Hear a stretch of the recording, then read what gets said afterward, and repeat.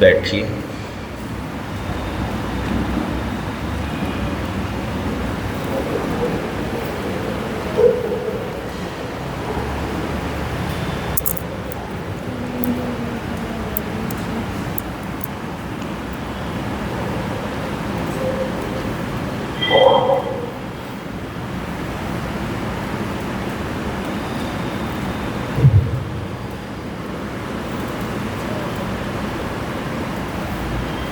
बोलिए भगवान महावीर स्वामी की। तेरे एहसान का बदला चुकाया जा नहीं सकता, करम ऐसा किया तूने भुलाया जा नहीं सकता। तेरे एहसान का बदला चुकाया जा नहीं सकता। अगर मुझको ना तू मिलता, बड़ा मुश्किल गुजारा था। जो पहुँचा हूँ बुलंदी पर, मैं एक टूटा सितारा था। तुझे दुनिया की दौलत से तुलाया जा नहीं सकता, करम ऐसा किया तूने भुलाया जा नहीं सकता। तेरे एहसान का बदला चुकाया जा नहीं सकता। मेरी हर सांस पर दाता फकत अधिकार तेरा है। मिला जो भी मिला तुमसे, क्या मेरा था क्या मेरा है। तुझे शब्दों के तरकश में सजाया जा नहीं सकता, करम ऐसा किया तूने भुलाया जा नहीं सकता। तेरे एहसान का बदला चुकाया जा नहीं सकता। बड़ी ऊंची तेरी रहमत, बड़ी छोटी जुबां मेरी, तुझे दाता समझ पाऊं, ऐसी कहाँ समझ मेरी, तुझे भजनों के माध्यम से रिझाया जा नहीं सकता। करम ऐसा किया तूने, भुलाया जा नहीं सकता। तेरे एहसान का बदला चुकाया जा नहीं सकता। तेरे एहसान का बदला चुकाया जा नहीं सकता। करम ऐसा किया तूने, भुलाया जा नहीं सकता। प्यार ऐसा दिया तुमने, भुलाया जा नहीं सकता।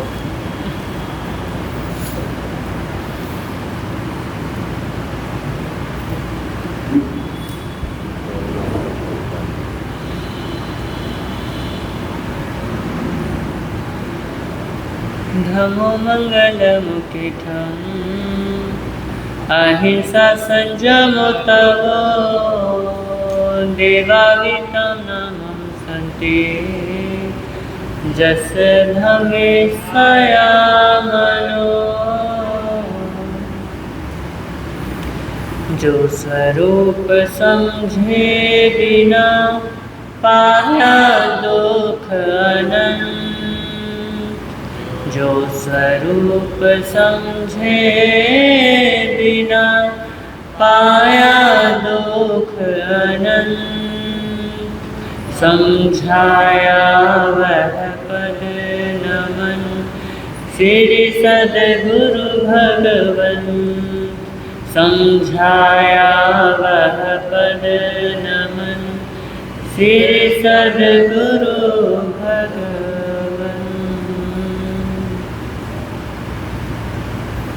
सर्वप्रथम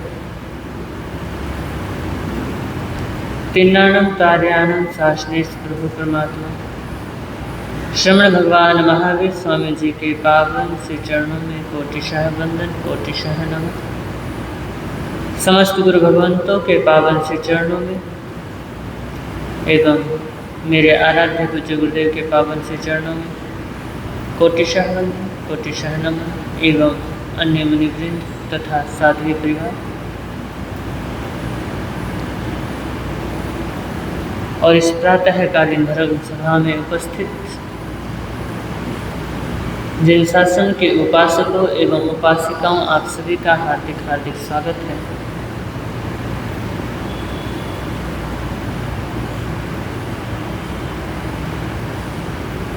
आप सभी के समक्ष कुछ कहूँ, आप सभी के समक्ष मैं अपना वक्तव्य दूँ, उससे पूर्व भजन की कुछ पंक्तियाँ हैं, उन्हें हम सभी मिलकर के गुनगुना लेते हैं। तत्पश्चात हम अपने विषय में प्रवेश करेंगे।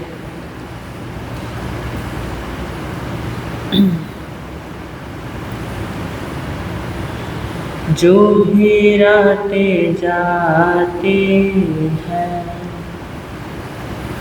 फिर नहीं आती है,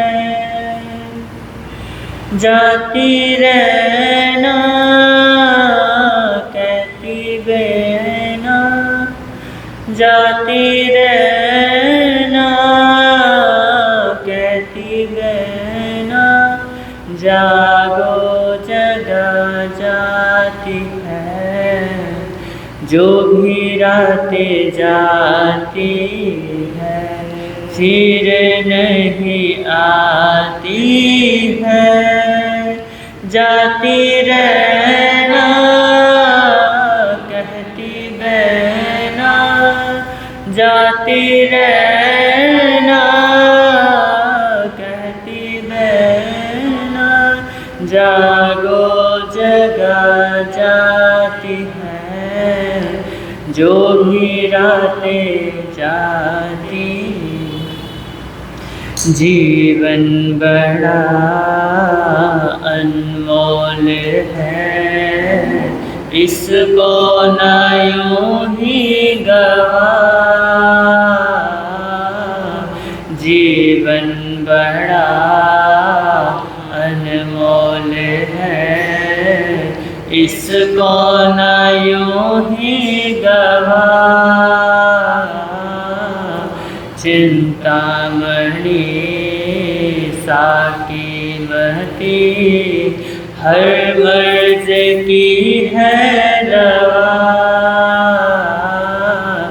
सद्भाग्य से सौभाग्य से आया है झोंका हवा। चुक गए घर मिले न इधर, चुक गए घर मिले न इधर, सांसें निकल जाती है। जो भी रातें जाती है फिर नहीं आती है, जाती रहना कहती बहना, जागो जगा जाती है। जो भी रातें की है संसार ये दुखों भरा, सुख की न सौगात है। मन ये बड़ा बेचैन है, गम की घनी रात है। चेहरे यहाँ खिलते दिखे, अंदर विलापात है। वादे कश में प्यारी रश में, वादे कश में प्यारी रश में, हमको रुला जाती है। जो भी रातें जाती है फिर नहीं आती है, जाती रहना कहती बहना, जागो जगा जाती है। जो भी रातें जाती है अनित्य है ये जिंदगी, पानी का है बुलबुला। माटी का तन माटी का मन, माटी का है सिलसिला। अपनों से क्या आशा करे, स्वार्थ का है जलजला।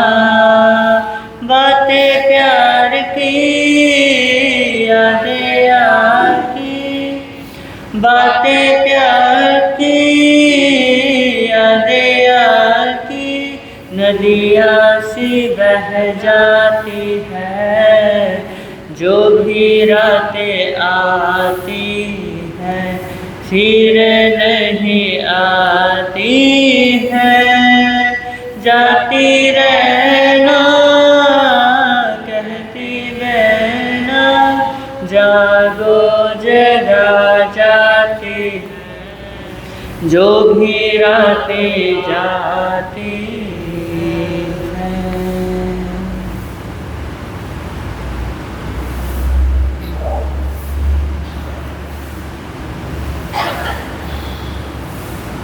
पिछले कई दिनों से आप मेरी भावना नामक गीतिका पर प्रवचन श्रवण कर रहे हैं, प्रवचन सुन रहे हैं।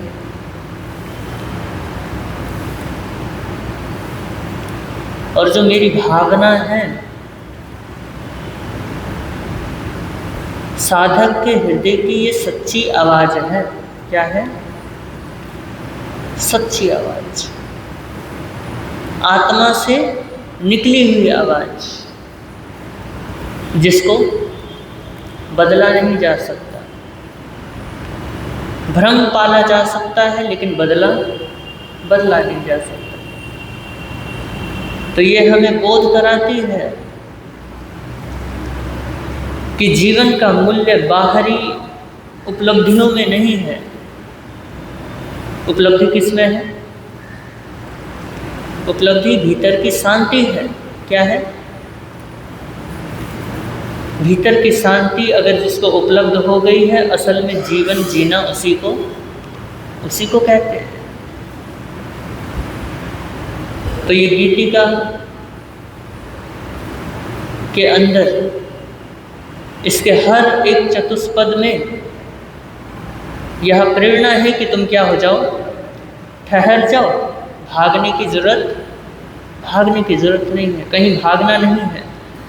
और जब हम ठहर करके देखते हैं, जहाँ ठहर जाते हैं, फिर हम देखते हैं कि संसार क्या है, जिसको हम सत्य मान रहे थे, जिसको हम शाश्वत मान रहे थे, जिसको हम समझ रहे थे जो हमेशा साथ रहने वाला है, हमेशा हमारे काम आने वाला है, वो सब क्या निकला?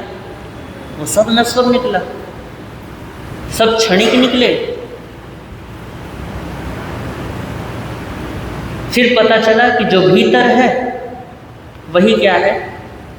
वही शाश्वत है, वही सदैव रहने वाला है। उसमें कोई बदलाव नहीं आने वाला। बस ये है कि वो जो सोना था, वो सोना कहाँ गिर गया? कीचड़ में गिर गया। और उसके ऊपर क्या हो गया जी? आवरण, कीचड़ लग गया है। तो अब वो सोने का होना सोना है, लेकिन उस आवरण की वजह से पता नहीं चल रहा कि वो सोना है या नहीं है। लेकिन जब उसको धो देते हैं, जब उसके ऊपर से वो कीचड़ हट जाता है, तो वो सोना का सोना ही रहता है। कोई वो कोयला नहीं बन जाता या कोई और चीज़ नहीं बन जाती, वो सोना का सोना ही रहता है। तो वैसे ही हमारी आत्मा के ऊपर भी न जाने कितने आवरण हैं। उस आवरण के वजह से हम अपनी सत्यता को जान नहीं पाते। हमारे अंदर कितनी शक्ति है, हमारे अंदर कितनी उपलब्धि है, कितना सुकून है, कितना आनंद है, ये हमें तभी क्या नहीं हो पाता, तभी पता नहीं चल पाता। और वो आवरण कौन कौन से हैं? जिसके ऊपर चर्चा चल रही है ना? कौन कौन से के ऊपर चर्चा चल रही है? बार बार बात घूम करके आ जाती है। क्रोध, मान, माया, लोभ, कषाय, 18 पाप, ये सब क्या है? ये सब आवरण है। तो मेरी भावना हमें दिशा देती है, हमें डायरेक्शन देती है कि कैसे करुणा में जीना है, कैसे संयम में जीना है, और अंततः अपने अस्तित्व की गहराई को कैसे पहचानना है। ये मेरी भावना, ये मेरी भावना सिखा रही है। मेरी भावना मतलब अपनी आत्मा की भावना।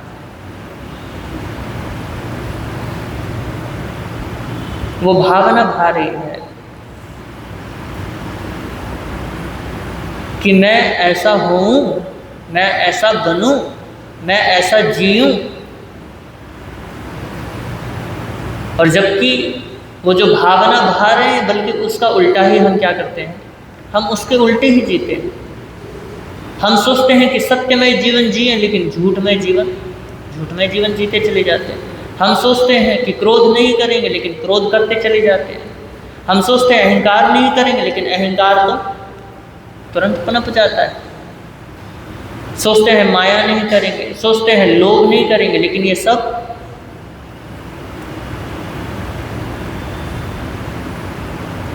सब हमारे जीवन में आ जाते हैं। और इसके कारण से हम आत्मा को क्या कर जाते हैं, हम आत्मा को भूल जाते हैं। हम अपने अंदर की जो अच्छाइयाँ हैं उन्हें भूल जाते हैं, और बाहर की जो हम कर रहे हैं उनको क्या कर जाते हैं, हम उनको स्वीकार कर जाते हैं। तो भावना का प्रवाह मनुष्य के मन से क्या होता है जी, प्रवाहित। मनुष्य के मन से प्रवाहित होता है। और अभी तक यही समझते आ रहे हैं, पतन उसके शुभ भावों से ही होता है। उत्थान होगा तो उसके शुभ भावों से होगा, पतन होगा तो उसके अशुभ भावों से होगा। मन मूल है, मन उद्गम स्थल है, साथ ही वो बहुत शक्तिशाली भी है, सूक्ष्म है। और अगर वो सूक्ष्म है तो ये मत समझ के बैठ जाना कि इस पर चिंतन क्या ही करना, या ये हमारा क्या ही बिगाड़ लेगा।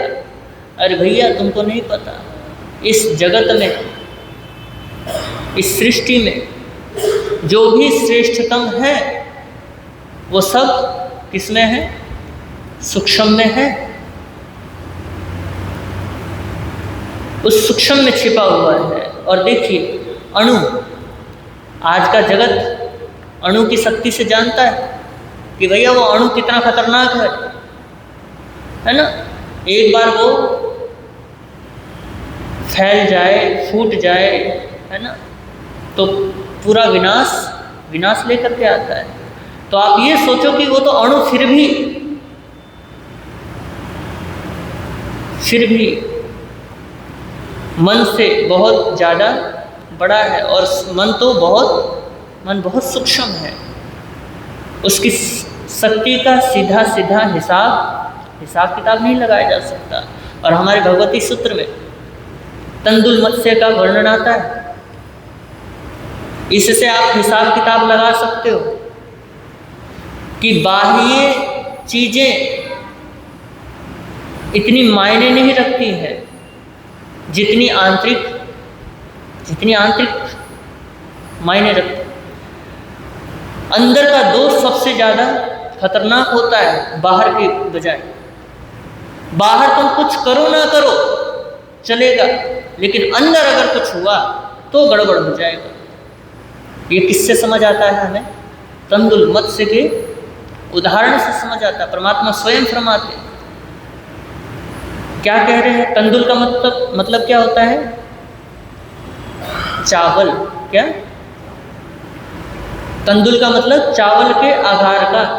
मत्स्य मतलब मगरमच्छ, जो मगरमच्छ के पलकों पे बैठता है। इतना छोटा सा जीव। कहते हैं कि जब मगरमच्छ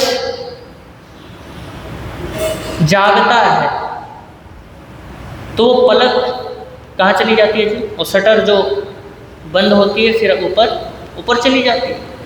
तो जो तंदुल मत्स्य है वो भी ऊपर चला जाता है। लेकिन जब सोता है तो पलकें झुक जाती हैं। और जब मगरमच्छ सोता है तो वो मुंह खोल करके सोता है। और जब सोता है मगरमच्छ मुंह खोल करके, पानी के अंदर तो सो ही रहा है, उस वक्त ना जाने कितनी मछलियां उसके पेट में चली जाती हैं, और कितनी, जब वो सांस छोड़ता है, कितनी ही मछलियां जो अंदर गई थी वो सारी की सारी बाहर आ जाती हैं। और ये दृश्य कौन देख रहा है? तंदुलमत्स्य देख रहा है। और आपने सुना है कि फिर वो क्या सोचता है? अरे वो मगरमच्छ को दबाता है, पलके दबाता है, इतना सा तो है, चावल के आकार के जितने का, टांग कितनी बड़ी होंगी, दबाता है कि जाग जा, बिना मेहनत किए भोजन क्या हो रहा है, तेरे पास आ रहा है। और मगरमच्छ की चमड़ी कितनी मोटी होती, और फिर ऊपर से इतने छोटे टांग, वो क्या कर लेगा? मगरमच्छ उठता नहीं, वो उसको गालियां दे रहा है कि कमाल है, बिना मेहनत के माल आ रहा है, फिर भी क्या हो रहा है, फिर भी सो रहा है। और अगर इसकी जगह मैं होता, है ना, कहते हो ना, अगर कोई मूर्खता कर रहा हो आपके सामने, फायदा हो रहा हो, तो आप क्या कहते हो? बड़ा मूर्ख आदमी है। अगर इसकी जगह मैं होता, है ना, ऐसे ही वो तंदुलमत्स्य भी सोचने लगा, अगर इसकी जगह मैं होता तो मजाल है कि मछली मेरे मुंह से बाहर चली जाती। और उस वक्त गौतम स्वामी परमात्मा से पूछते हैं कि प्रभु, अगर वो जीव मर जाए तो कहाँ पैदा होगा? तो परमात्मा ने क्या कहा? एक लोग 7वीं नरक पहुंचा दिया परमात्मा ने उनको। तो हमारी तो औकात ही क्या है? अरे वो छोटा सा जीव जिसने सिर्फ यही सोचा है, और हम तो ना जाने क्या क्या सोचते हैं, हम तो ना जाने कितनों को नरक पहुंचाते हैं, हम तो ना जाने कितनों को मारने के षड्यंत्र रच देते हैं, मन ही मन चाहे मार ना पाए।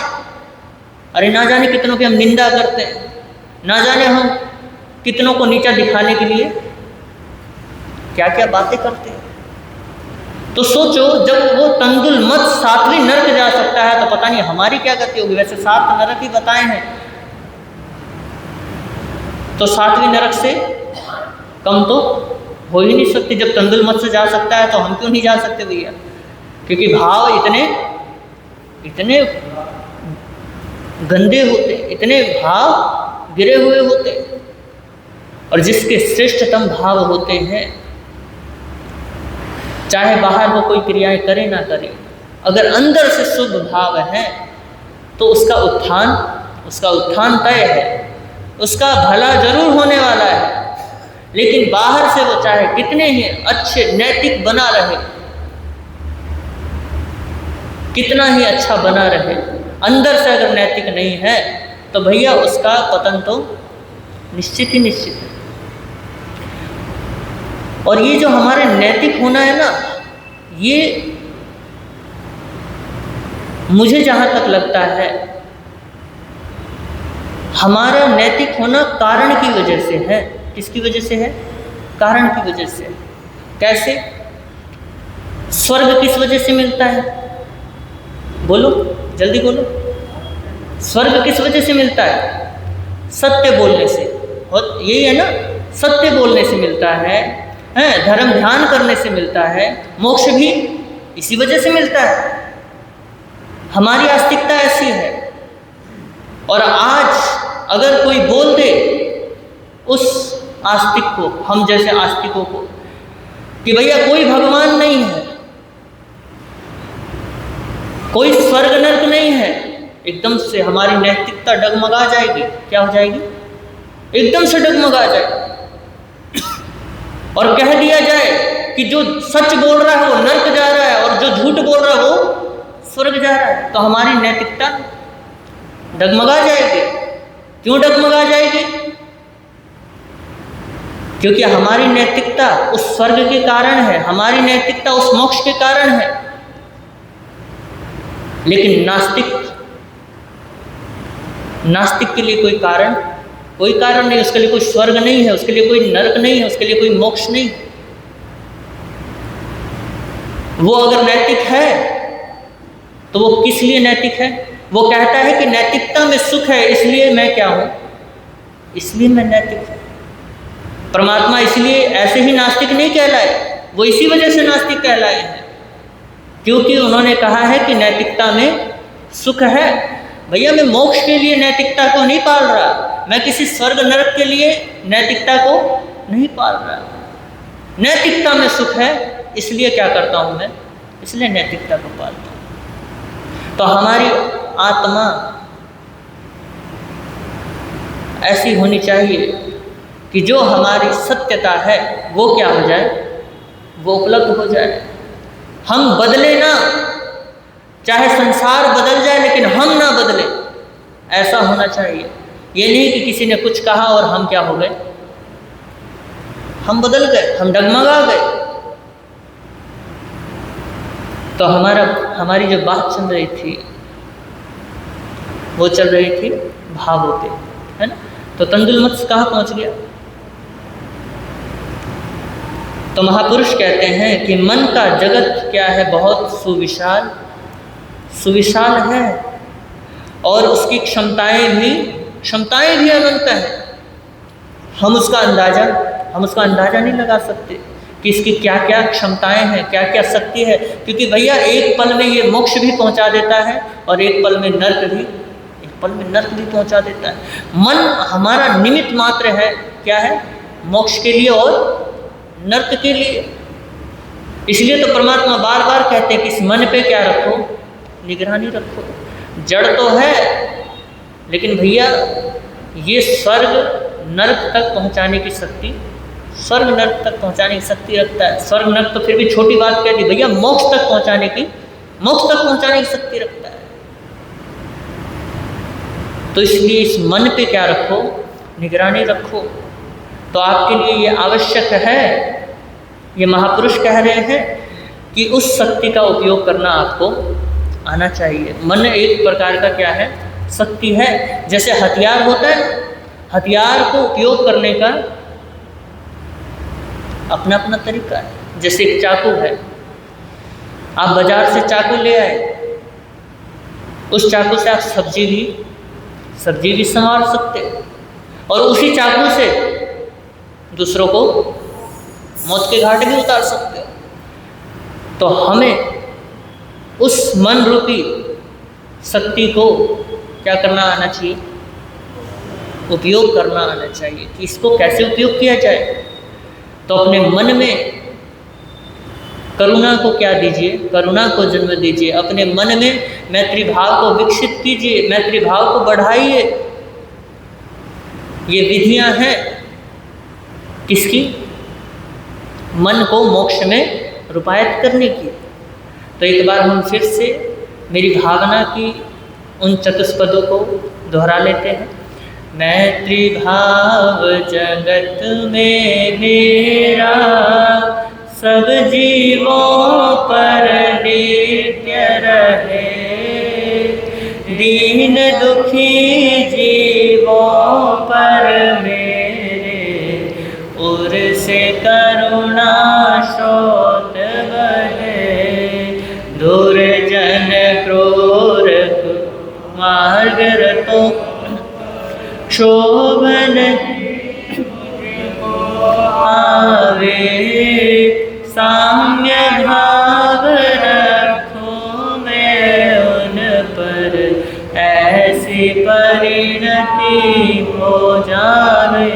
साम्य भाव रखो मैं उन पर, ऐसी परिणति हो जावे। इस पद की द्वितीय पंक्ति पर आज हम चिंतन करेंगे। कल हमने मैत्री भाव पर चर्चा की और ये भावना भाई थी कि हम मैत्री भाव से भावित बने, हम मैत्री भाव से परिपूर्ण बने। ये भावना थी कि सत्वेश मैत्री, संसार के सभी प्राणी हमारे मित्र हैं। और आज हम जिस भाव सागर में अवगाहन करेंगे वो इस प्रकार है क्लिष्टेषु जीवेषु कृपा परत्व, मतलब दुखी जीवों पर हमारे हृदय में कृपा भाव, करुणा भाव क्या हो जाए, करुणा भाव भर जाए, करुणा भाव से हम परिपूर्ण हो जाए। तो भारतीय संस्कृति में दया धर्म की महिमा बहुत गाई गई है। सभी धर्मों ने एक साथ एक स्वर में इसकी महिमा गाई है और स्वीकार की है और बताया है कि जैसे शरीर में आत्मा का महत्व है, जब तक आत्मा है तभी तक शरीर का महत्व है, वैसे ही धर्मों में अगर दया है तो धर्म का महत्व है। जैसे ईंट पत्थर के बिना मकान बनाना संभव नहीं है, असंभव है, वैसे ही अगर दया नहीं है तो फिर किसी भी प्रकार की क्रियाएं क्यों ना कर लो, वो धर्ममय नहीं हो सकती है, वो बल्कि अधर्म की गिनती में ही आ जाएगी। क्योंकि भैया दया नहीं है तो तुम क्या धर्म करोगे। तो आत्मा के अभाव में शरीर निष्प्राण है, उसी प्रकार दया के बिना धर्म भी निष्प्राण है। तभी तो संत तुलसीदास जी बड़ा सुंदर कहते हैं, दया धर्म का मूल है, पाप मूल अभिमान। दया धर्म का मूल है, पाप मूल अभिमान। तुलसी दया ना छोड़िए, जब तक घट में प्राण, जब तक घट में प्राण। बड़ा सुंदर कहा कि धर्म का मूल क्या है, धर्म का मूल दया है। धर्म का मूल दया है और दया जड़ है। क्या है? दया जड़ है। धर्म अगर वृक्ष है तो दया उसकी जड़ है। अगर जड़ सही नहीं है तो वृक्ष तो टिक ही नहीं सकता, उग ही नहीं सकता। अगर जड़ सही नहीं है तो वो जो पौधा है जो वृक्ष बनने की काबिलियत रखता है, अगर उसकी जड़ ठीक नहीं है, सही से उसकी पकड़ नहीं बन पाई है, तो बताओ वो पौधा उग पाएगा? नहीं उग पाएगा। और अगर उग भी गया तो वो टिक नहीं पाएगा।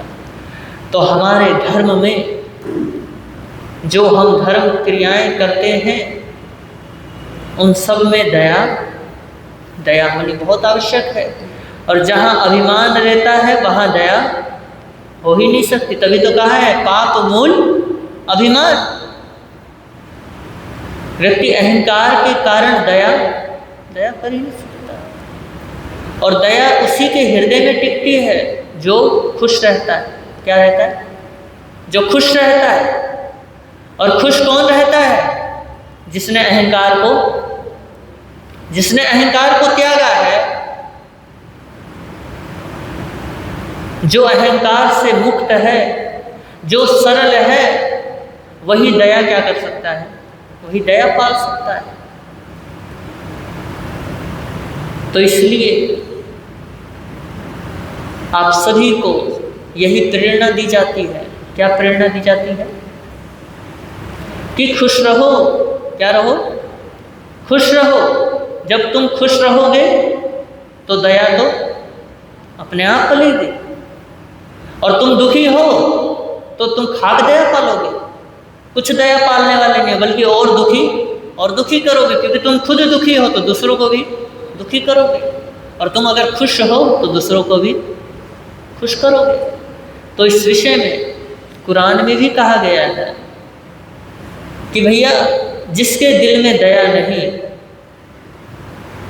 जिसके दिल में करुणा नहीं, उसके दिल में धर्म भी नहीं। देखो कुरान में ये बात कही गई है।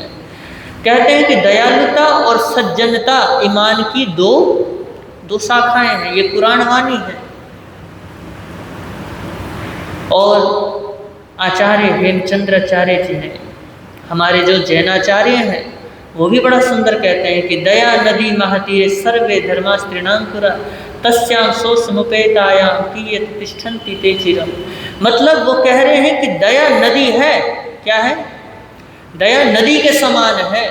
और वो जो नदी है ना, वो क्या हो रही है? सदैव बह रही है। और उसके किनारे जो तृण उगे हुए हैं, वो क्या है? वो धर्म है। और जब तक वो नदी बहती रहेगी तब तक वो तृण हरे भरे रहेंगे। और जिस दिन वो नदी सूख गई तो वो तृण क्या हो जाएंगे जी? हरे भरे रह पाएंगे? सूख जाएंगे वो भी। तो धर्म को तृण के समान बताया और दया को नदी के समान बताया। तो दया की महिमा बहुत गाई गई है। तो दया करुणा हमारे हृदय का क्या है? सबसे कोमल संवेदित भाव है, सबसे सुकोमल भाव है, मृदुतम भाव है। इसलिए जब भी हमारे समक्ष कोई जीव, कोई दुखी व्यक्ति आता है तो हम एकदम से क्या हो जाते हैं जी? करुणा से भर जाते हैं, दया से भर जाते हैं। और उस दया के कारण से ही फिर हम उसके सुख दुख में क्या होते हैं? सुख दुख में जुड़ते हैं, उसके सुख दुख में भागीदार होते हैं। तो महापुरुष कहते हैं कि सामान्य अवस्था में हमारे भीतर में वो जो दया है, वो जो करुणा है, वो क्या है? वो सुसुप्त है, सोई हुई है। लेकिन निमित्त पाकर कोई व्यक्ति दुखी हो, वो क्या है? एक प्रकार का, हम जैसों के लिए तो भैया निमित्त ही है वो, लेकिन परमात्मा के लिए कोई निमित्त नहीं है। वो तो बिना निमित्त के भी करुणा ही बरसाते रहते हैं। समष्टि के प्रति हमारे को निमित्त की जरूरत पड़ती है। क्यों पड़ती है बताओ? परमात्मा में और हमारे में क्या फर्क है? बस वो अपने आत्मा में स्थित हैं और हम आत्मा से कोशों दूर हैं। वो कषाय मुक्त है और हम कषाय युक्त हैं। वो आवरण मुक्त है और हम आवरण युक्त हैं। इसलिए परमात्मा आत्मा में स्थित है, इसलिए उनको किसी निमित्त की जरूरत नहीं होती है। और हम आत्मा से इतने दूर हैं कि हमें निमित्त की जरूरत, क्योंकि परमात्मा जगे हुए हैं। क्या है? वो जागृत आत्मा है और हम सुसुप्त आत्मा है। तो हमारे अंदर जितनी भी सच्चाइयाँ हैं, जो सत्य है, जो उसका स्वभाव है, वो क्या रहता है? वो सुसुप्त रहता है। और जब निमित्त मिलता है, निमित्त मिलने के बाद वो क्या हो जाता है? फिर बाहर आता है। तो दया भी हमारी क्या है? हमारी सुसुप्त है। और जैसे ही निमित्त मिलता है वैसे ही बाहर की ओर बहने लगता है, बाहर आ जाता है। करुणा आने लगती है, दया आने लगती है। तो हमारा हृदय जिस दुखी व्यक्ति को देखता है वहीं पे वो करुणा बरसाता है। उस वक्त वो जाग जाती है कि हाँ, मेरी किसी को अब क्या है? किसी का आवश्यकता है। लेकिन आत्मा को, परमात्मा को, वो तो जगे हुए, उनको किसी भी प्रकार के निमित्त की आवश्यकता नहीं होती, हमें ही जरूरत पड़ती है। क्योंकि हम क्या है? क्योंकि हम सोए हुए हैं।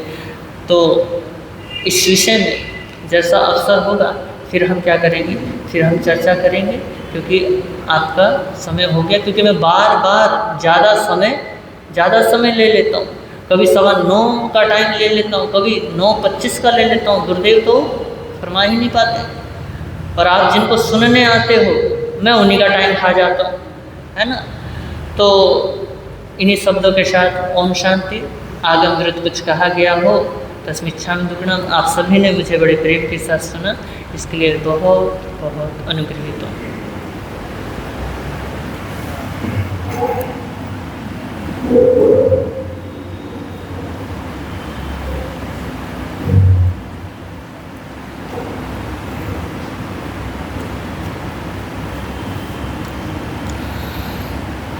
दानन सेठम् अभेपयाणम्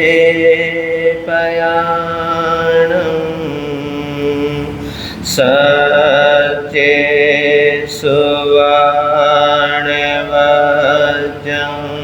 वयन्ते तवे सुवा उत्तमं चेरं लोगोते में समेने नाय पोते गुरु श्री राम मुनि जी को मेरा हो प्रणाम जिनका जग में ऊंचा नाम जिनका जग में ऊंचा नाम गुरु श्री प्रेम सुख जी को मेरा हो प्रणाम जिनका जग में ऊंचा नाम जिनका जग में ऊंचा नाम दीन के बंधु करुणा सिंधु जप लो सुबह और शाम जिनका जग में ऊंचा नाम जिनका जग में ऊंचा नाम। सबसे पहले शासनपति शरमण भगवान महावीर स्वामी की सदाकार जय हो विजय हो। ध्यान योगी आचार्य सम्राट पूज्य श्री शिव मुनि जी महाराज साहब जिन शासन गौरव पूज्य गुरुदेव श्री राम मुनि जी महाराज साहब परम सेवा भावी पूज्य गुरुदेव श्री प्रेम सुख जी महाराज साहब महाशरमण पूज्य गुरुदेव श्री सतीश मुनि जी महाराज साहब संग रतन उपाध्याय परवर पूज्य गुरुदेव श्री रविंद्र मुनि जी महाराज साहब सर्वधर्म दिवाकर पूज्य गुरुदेव श्री रमणीक मुनि जी महाराज साहब इन सभी गुरु भगवंतों की सदाकार जय हो विजय हो। सशत बंदन सशत बंदन सशत बंदन। तेजस मुनि अन्य संत वृंद साध्वी परिवार उपस्थित धर्म प्रेमी बंधुओं तथा माताओं बहनों, अभी आप बड़ी ही श्रद्धा के साथ आस्था के साथ मेरी भावना के ऊपर बड़े ही अच्छे तरीके से सुंदर तरीके से आप सभी को सुना रहे हैं और आप सभी सुन रहे हैं। तो कुछ देर के लिए कुछ कहें, कुछ बातें हो जाए, उससे पहले अपने परमात्मा को अपने सद्गुरु को हम सभी मिलकर श्रद्धा के साथ आस्था के साथ वंदन नमन करते हैं अपने भाव से। मेरी वंदना वंदना वंदना मेरी वंदना सतगुरु प्यारे नो मेरी वंदना वंदना वंदना मेरी वंदना सतगुरु प्यारे नु ए वंदना बंधन तोड़ दिए ए वंदना वंदन तोड़ दिए दर मुक्ति वाला खोल दिए दर मुक्ति वाला खोल दिए चरनाते शीश झुका के ध्यावा में तारण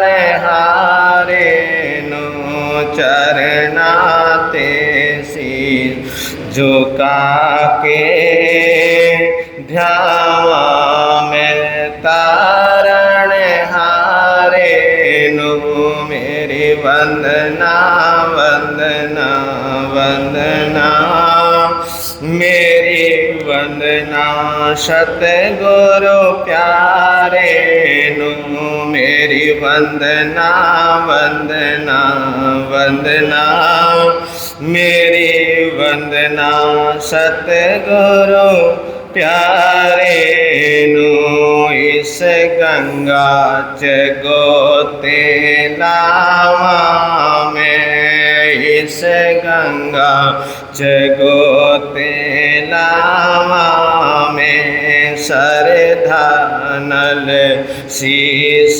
झुकावा में सरधा नल शीस झुकावा में धो धो के करम मैल दी लासुटा में कीचड़ गारे नु मेरी वंदना वंदना वंदना मेरी वंदना सतगुरु प्यारे नु मेरी वंदना वंदना वंदना मेरी वंदना सतगुरु प्यारे नु।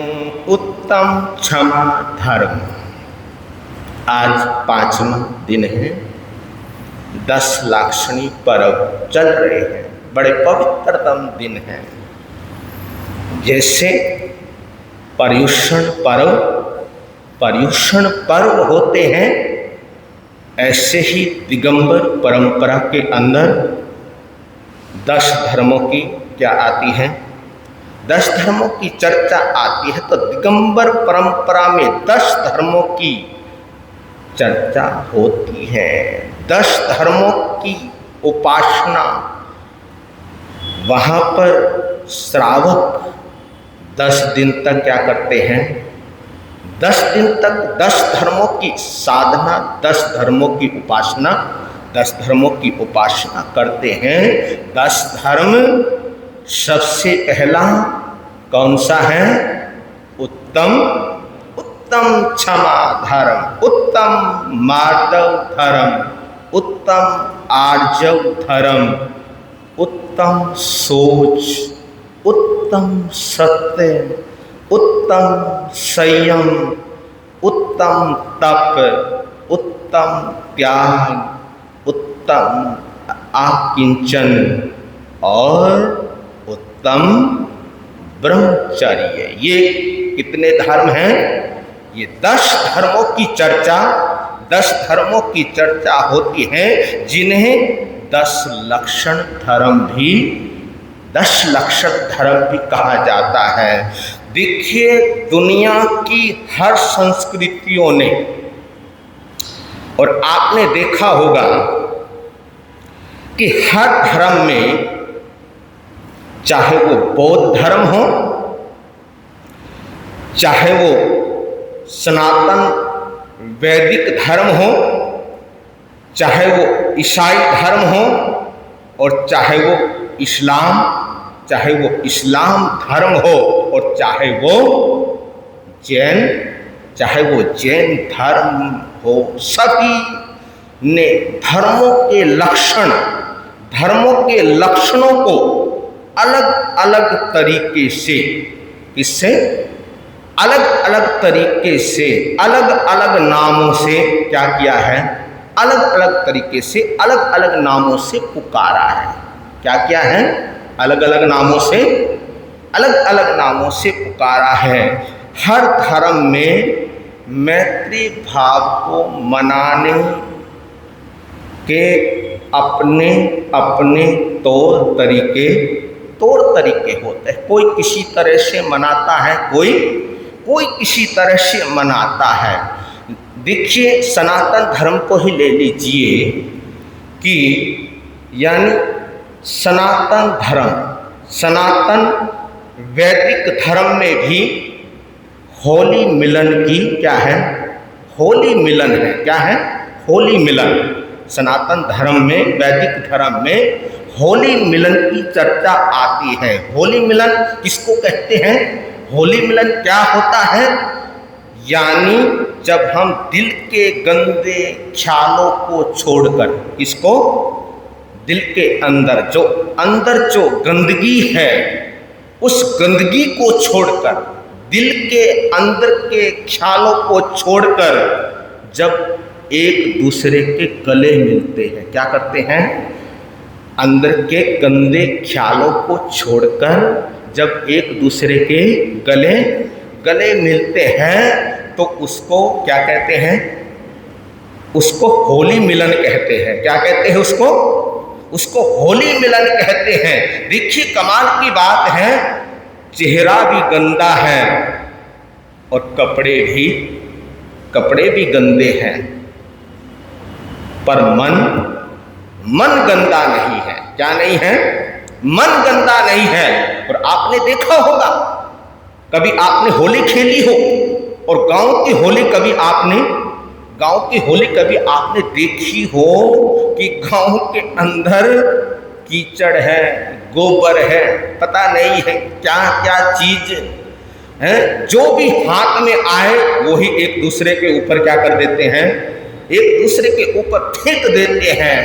तो उससे कोई रंग से होली खेलता है, कोई गुलाल से होली खेलता है, कोई कीचड़ से होली खेलता है, कोई कैसे होली खेलता है, और उस समय चेहरा भी गंदा हो जाता है। चेहरा पहचान में, है ना, चेहरा भी पहचान में नहीं आता। उस समय, उस वक्त आदमी का चेहरा भी गंदा हो जाता है, कपड़े भी मैले और गंदे हो जाते हैं, लेकिन मन क्या रहता है? मन गंदा नहीं होता, मन साफ रहता है।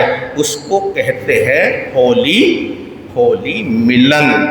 और मुसलमानों के अंदर भी, है ना, मुसलमानों के अंदर भी ईद मिलन का क्या है? ईद मिलन का त्योहार है। वहाँ पर भी दो तरह की क्या आती है? दो तरह की ईद मनाई जाती है। एक मीठी ईद होती है और जो दूसरी होती है वो तो पता ही है आपको। तो मुसलमानों के अंदर भी ईद मिलन त्योहार है, प्रेम भरा त्योहार है। वो भी एक दूसरे के क्या लगते हैं? एक दूसरे के उस वक्त गले लगते हैं। और ईसाइयों के अंदर भी, ईसाई धर्म के अंदर भी, ईसाइयों के अंदर भी अप्रैल डे मनाया जाता है। क्या मनाया जाता है? अप्रैल डे मनाया जाता है। आपस की रंजिशे, आपस का वैर भाव भुलाकर, आपस में जो रंजिश है, कुछ भी है, आपस की जो दूरियां हैं, उन दूरियों को मिटाते हुए, आपस की रंजिशों को मिटाते हुए, अंदर से वैर भाव को भुलाते हुए, वहां पर भी एक दूसरे के क्या करते हैं? एक दूसरे के गले लगकर आपस के वैर भाव को दूर क्या करते हैं? दूर करते हैं। इसी प्रकार जैन धर्म के अंदर भी उत्तम क्षमा धर्म क्या किया जाता है? उत्तम क्षमा धर्म मनाया जाता है। और ये जो उत्तम क्षमा धर्म है, ये धर्म दूरियां मिटाने का काम करता है और नज़दीकियां बढ़ाने का काम करता है। तो जब आदमी मैत्री भाव में होता है, किसमें होता है? आदमी जब मैत्री भाव में होता है, अंदर कोई किसी भी प्रकार का, किसी भी तरह का भेदभाव नहीं होता है। रोम रोम के अंदर मैत्री भाव जिसके भरा होता है, तो उसके अंदर भेदभाव आ ही नहीं सकता। उसके अंदर द्वेष की भावना, उसके अंदर द्वेष की भावना आ ही नहीं सकती। परमात्मा महावीर के रोम रोम में क्या था, क्या थी? मैत्री भाव था। और देखिए क्या गजब का मैत्री भाव था उनके जीवन के अंदर कि खून भी किसमें बदल गया? किसमें बदल गया? खून दूध में बदल गया। ये किसका चमत्कार है? ये मैत्री भाव का ही तो, ये मैत्री भाव का ही चमत्कार है। तो हर धर्म के तौर तरीके अलग अलग होते हैं। हर धर्म के रास्ते अलग अलग हो सकते हैं, लेकिन मंजिल तो एक ही है। अंत में सभी एक जगह पर ही पहुंचने हैं। अंत में सभी एक जगह पर ही जाने हैं। धम्मम शरणम, क्या? धम्मम शरणम। आराधना का प्रथम दिन उत्तम क्षमा धर्म। पर्युषण महापर्व का प्रथम दिन उत्तम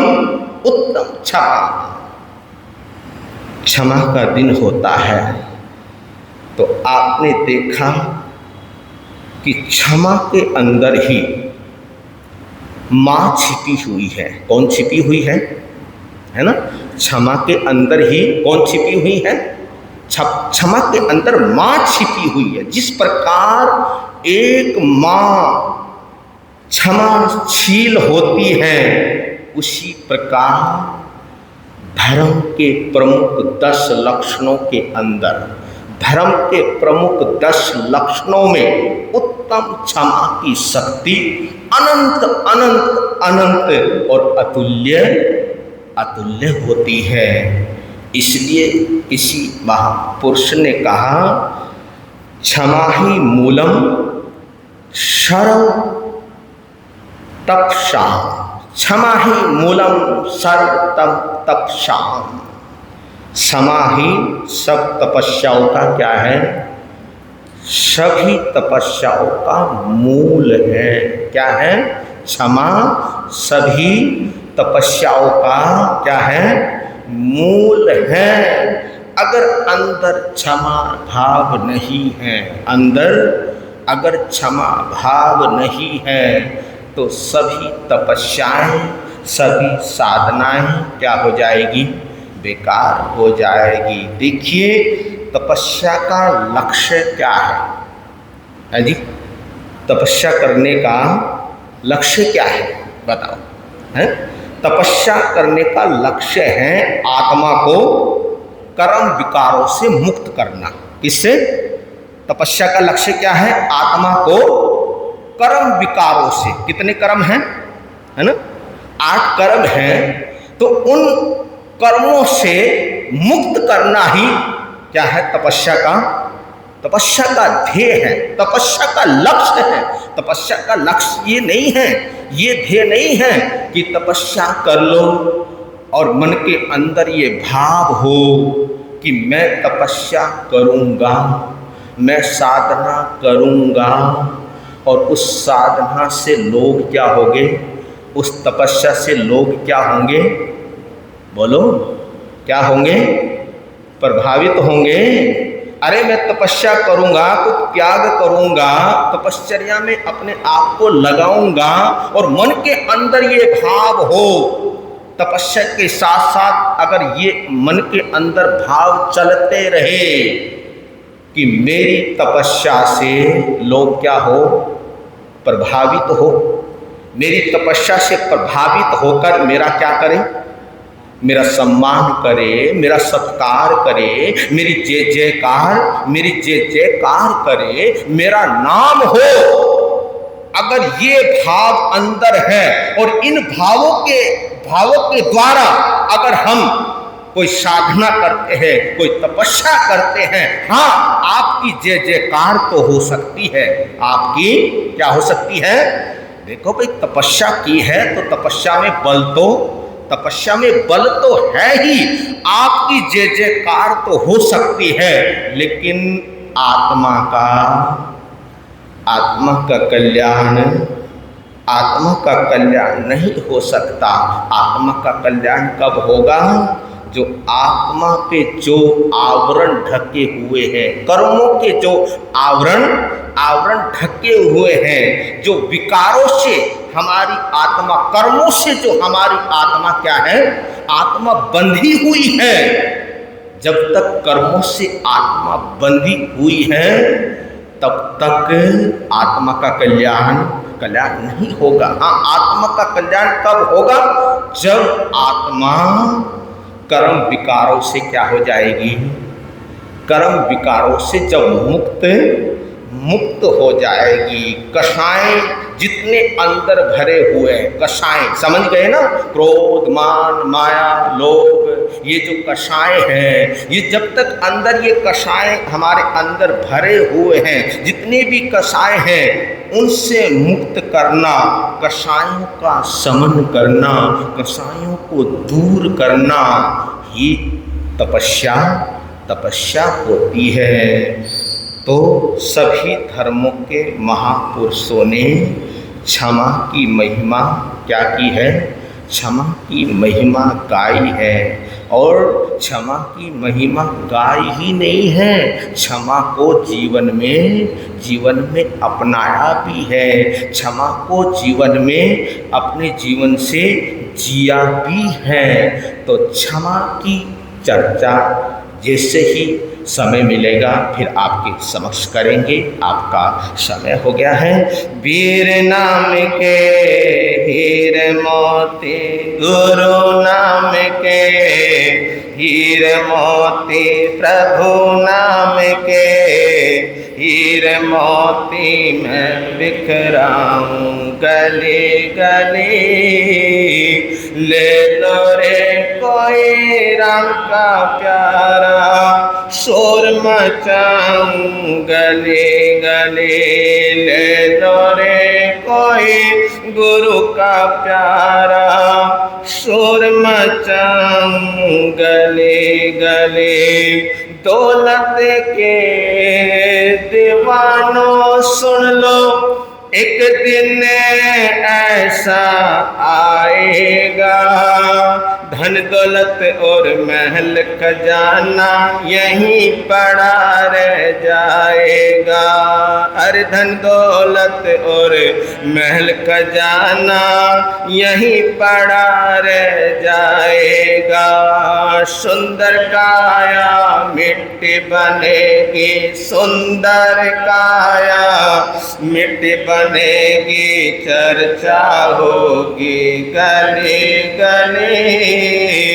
ले लो रे कोई राम का प्यारा, शोर मचाऊं गली गली। ले लो रे कोई गुरु का प्यारा, शोर मचाऊं गली गली। जिसने ये सब मोती लूटे वो तो माला माल हुए।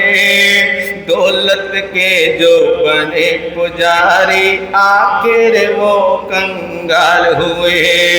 हर दौलत के जो बने पुजारी आखिर वो कंगाल हुए। सोना चांदी वाला लोहे कपड़े वाल सुन लो, अरे वीर नगर वाल सुन लो, अरे नदौन वाल सुन लो। बात सुनाऊं खरे खरे, ले लो रे कोई राम का प्यारा, शोर मचाऊं गली गली। ले लो रे कोई गुरु का प्यारा, शोर मचाऊं गली गली। हो शोर मचाऊं, शोर मचाऊं, शोर मचाऊं गली गली। तो आज का नियम पचखान रहेगा कि आज के दिन गुस्सा नहीं करना। क्या नहीं करना? अगर कोई गुस्सा दिलाए तो पतली गली से क्या कर जाओ, निकल जाओ। गुस्से का पाणव ओ श्रेय आज किसी की तपस्या चलने हैं। हाँ आइंबिल, हाँ माता जी का आइंबिल पचकाणम, आइंबिलम पचकाणम विष्णु प्रश्न खमन थन भगुन सरसा है। अच्छा एक आसना है, हाँ एक आसने, लंबे आसने चल रहे आपके, उसमें उपवास भी है, तेला भी है और एक आसने भी है। एक आसने का पाणव ओ श्रेय तपस्या करने वालों को बहुत अच्छा। और आज का जो सौभाग्यशाली परिवार है, जिस परिवार की ओर से आज का जाप होने जा रहा है, मैं नाम लेता जाऊंगा और वो आगे आते जाए। श्रीमती नरेंद्र जैन, हाँ जी, Shri Sushil Kumar Jain cashier displaced society और प्रेसिडेंट है वीर युवा संगठन के। श्री सुशील कुमार जैन, श्रीमती मीनू जैन, श्री अमित जैन, श्रीमती रुचि जैन, सुमित जैन, हार्दिक जैन, सौम्या जैन, प्रियांश जैन, प्रियत जैन 74 नंबर वीरनगर। तो आज का परिवार की ओर से आज का जाप है।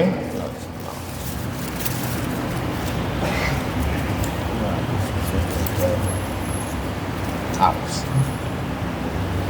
बाजी खड़े हो जाइए यहाँ पे। हाँ जी, हाँ यही है, सबका ही अलग अलग है, सब अलग अलग, सबको इकट्ठे बुला देंगे, इकट्ठे कर देना। स्वामी के दिगंबराचार्य संत रतन मुनि श्री विद्यासागर जी महाराज की, मंदिर मार्गी आचार्य पद्म भूषण पूज्य श्री रतन सुंदर सुरेश्वर जी महाराज की, स्थानक वासी आचार्य सम्राट ध्यान योगी पूज्य श्री शिव मुनि जी महाराज की, तेरा पंताचार्य महातपस्वी पूज्य श्री महाश्रवण जी महाराज की, दुनिया के सभी महापुरुषों की, जैन धर्म की, विश्व धर्म की, नमो अरिहंताण, नमो सिद्धाण, नमो आर्यण, नमो झण, नमो लुसवनंग ईसो पंच नमो कारु सव पापणाशनो मंगलानंचे सभ्य सिंह पड़ मंग हवि मंगलम, श्री चतारी मंगलम, अरिहंता मंगलम, सिद्धा मंगलम, साहु मंगलम, केलिपणतो धमो मंगलम, चतारी लोकतमा, अरिहंता लोकतमा, सिद्धा लोकतमा, साहु लोकतमा, केलिपणतो धमो लोकतमा, चतारी शरणम पहुँचामि, अरिहंते शरणम पहुँचामि, सिद्धि शरणम पहुँचामि, साहु शरणम पहुँचामि, केलिपणतं धम्मं शरणम पहुँचामि, अरिहंता जी का शरणा, सिद्धा जी का शरणा, साधु जी का शरणा, केलिपणतो दया धर्म का शरणा, ये चार शरण दुख हरण जगत में और न शरण कोई होगा, जो भव प्राणी करे आचरण उसका अजर अमर पद होगा।